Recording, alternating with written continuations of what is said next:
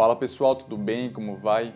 Hoje eu quero falar a respeito da importância da palavra de Deus nas nossas vidas e esse é o assunto do vídeo de hoje. Uma das coisas que nós temos que fazer é ter a palavra de Deus como fundamento na nossa vida, aquilo que vai nos sustentar, aquilo que vai nos direcionar. Em Mateus 7, no versículo 24, em diante, Jesus ele fala assim, ele compara dois tipos de pessoa, um que edificou a sua casa sobre a rocha e outro que edificou a sua casa sobre a areia.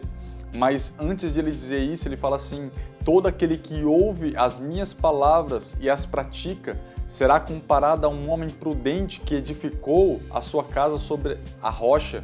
Então essa é a primeira pessoa. E em seguida ele diz assim, e todo aquele que ouve estas minhas palavras e não as pratica, será comparado a um homem sensato que edificou a sua casa sobre a areia. E nos dois exemplos, ele vai dizer que em ambas casas, aquela que foi edificada sobre a rocha, tanto quanto aquela que foi edificada sobre a areia, vieram sobre as duas algumas circunstâncias. Ele diz assim, transbordaram os rios, sopraram os ventos e deram com ímpeto contra aquela casa.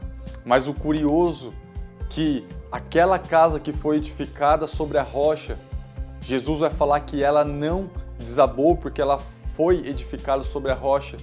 E quando ele cita que as mesmas circunstâncias que veio sobre a casa que foi edificada sobre a rocha, também veio sobre a casa edificada sobre a areia, ele vai dizer, transbordaram os rios, sopraram os ventos e deram com ímpeto, ou seja, com força contra aquela casa. Mas em relação à casa que foi edificada sobre a areia, ele vai dizer que essa casa, ela não aguentou e foi grande a sua ruína. Eu vejo essa passagem, Jesus falando isso, e nós precisamos nos atentar que precisamos ouvir a palavra de Deus, mas não somente ouvir e praticar, para que nós venhamos a ter uma vida fundamentada na palavra. Tiago 1, ele vai dizer assim, tornai-vos praticantes da palavra de Deus e não somente ouvintes. Então hoje eu quero deixar essa mensagem para nós, que nós venhamos a ter uma vida fundamentada na palavra de Deus, que é uma palavra viva, que é uma palavra eficaz e que tem o poder de nos transformar. Que Deus te abençoe.